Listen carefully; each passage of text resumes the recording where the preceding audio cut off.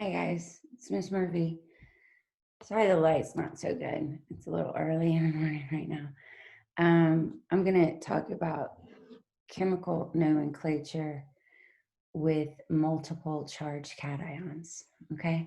I'm going to go ahead and go over to my little whiteboard here. There we go. Ugh. And this light is just not good this morning, is it? Let's see if that works. Okay. So you must have watched the other videos, I suppose. I'm sorry about this. But let's see. Oh, this marker does not work. Let's get rid of it. Multiple charge cations. If you've gotten this far, you're doing all right. These are going to be those cations or your metals that are not group 1 alkali metals. They're not group 2 alkaline earth metals, right? But they're going to be most of the metals that live in this area right here, right? With the exception of zinc and silver. And if you watched my last video, I think cadmium might be one. And I'll be honest with you guys, that's really not a big deal, okay? Zinc is always a 2, silver is always 1. So they're not multiple charge cations. I believe cadmium is also in there. It's a 2. It's really not a big deal, okay? But if what we see, oh my gosh, I'm about to sneeze, I'm sorry. Copper can have a +1, copper can have a +2, lead can be a +2, lead can be a +3, lead can be a +4. So hopefully you can visually see what we mean by multiple charge cations, right? Cation is your positive ion. It's always going to be a metal, right? Metals are the types of elements that have low electron affinities and therefore lose their electrons rather easily. Let's look at if we are writing formulas first. Let's start with writing formulas. And a lot of students make this simple mistake is they'll see copper to chloride and they think, well, and this is wrong. Okay, they're like, oh, well, there must be 2 coppers. That's absolutely not right. All right. The Roman numeral 2 is telling you the charge on the copper ion. If you think back to, I guess it was the last lesson, this is a metal, this is ionic. Therefore, I need symbols and charges of my cations and my anions. The fact that there's 2 here tells me that the charge is a 2. Chloride means it's monatomic. Remember, it's not an 8 and it's not an ite. Therefore, and it's not the exception of hydroxide or cyanide, right? These are our exceptions to the 8-ite rule. These end in ide, but they are polyatomic. So this, the fact that it's ide, this tells me this is just chloride. It's just a monatomic ion. And then, or the crisscross rule to satisfy electrons lost equals electrons gained means for every 1, right, 1 copper, I need 2 chlorides. Simple as that. Simple as that. We could kind of do a different scenario over here where we have copper 1, chloride. And this time copper does not have a 2 charge. We see he's got a 1 charge, right? Just put a plus there. And chloride, once again, is just chloride. So this would take this form here. So you can see the difference between copper 2 chloride and copper 1 chloride. All right, let's do another example. Couple that will help when you turn this around and start naming. Let's say that we have copper 2 oxide. All right, well, all right, this is easy, right? This is telling me this is copper with a 2 charge Oxide is oxygen with his 2 charge. That would intermittently take me to say that for every 2 coppers, I need 2 oxygens. However, these need to simplify and any ionic compounds, because all we're trying to do is satisfy electrons lost are equal to electrons gained, and that is satisfied, that rule is satisfied by having 1 copper who loses 2 bonded to 1 oxygen who gains 2. So you need to remember to simplify these. It's a must. You can look at that in another way, where let's say that we have lead 4 oxide. All right. So this tells me that this is lead with a 4 charge going with oxide with a 2 charge. So I will intermittently put my 2 here and my 4 here, but I also need to simplify that. Okay? In an ionic compound, the subscripts are simplified, period. Okay? We can do one more. We'll do one more. Lead 2 sulfate, right?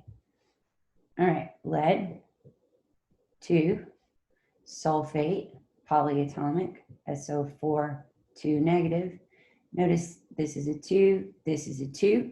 I can look ahead and see that they will cancel, and I'll be left with this right here.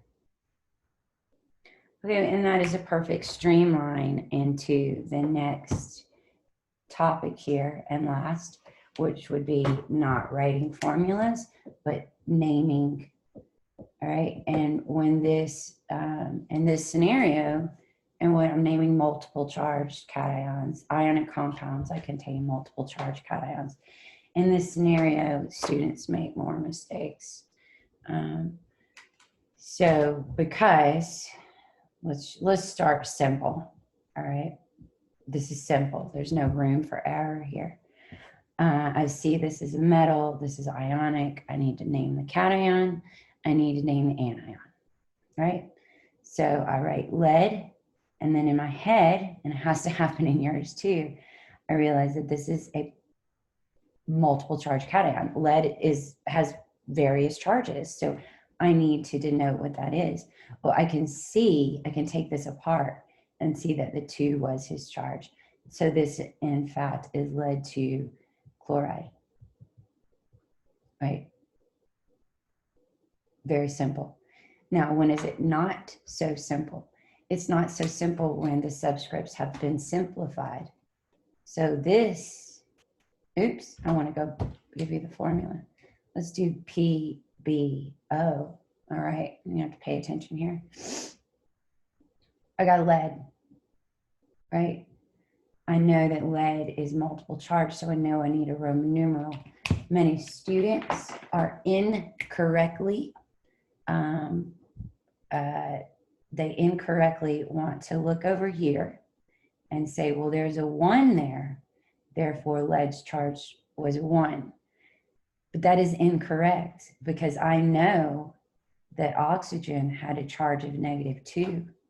However, that 2 from oxygen is not present, and that leads me to conclude that lead must also have been a 2, and that those 2 2s simplified.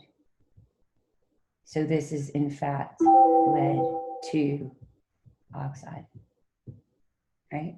So you need to know the charges of your anions in order to recognize this situation. I'll give you another example. If I have lead, oops, I'm gonna go the other way.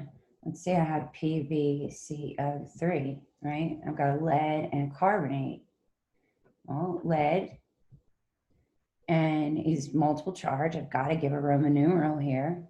Carbonate, and I need to know, that carbonate is a 2, right? Carbonate's a 2. And carbonates 2 is not, sorry guys, carbonates 2 is not present here, right? Therefore, it must have been simplified with leads 2. So this is also lead 2, this carbonate.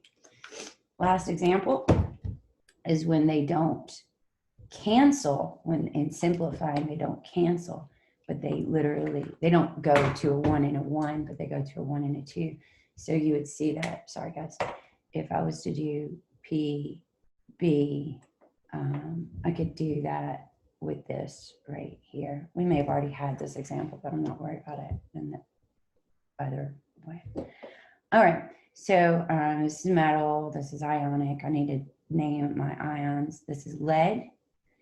Now, students are often incorrectly wanting to say that this is lead 2 oxide. Well, that's not true, guys, because if it was lead 2 oxide, right, then I would see Pb 2 plus O2 negative, and I would end up with this right here. The 2's would cancel. The 2's did not cancel. So this cannot be lead 2. It's just, we have 1 lead for every 2 oxygens.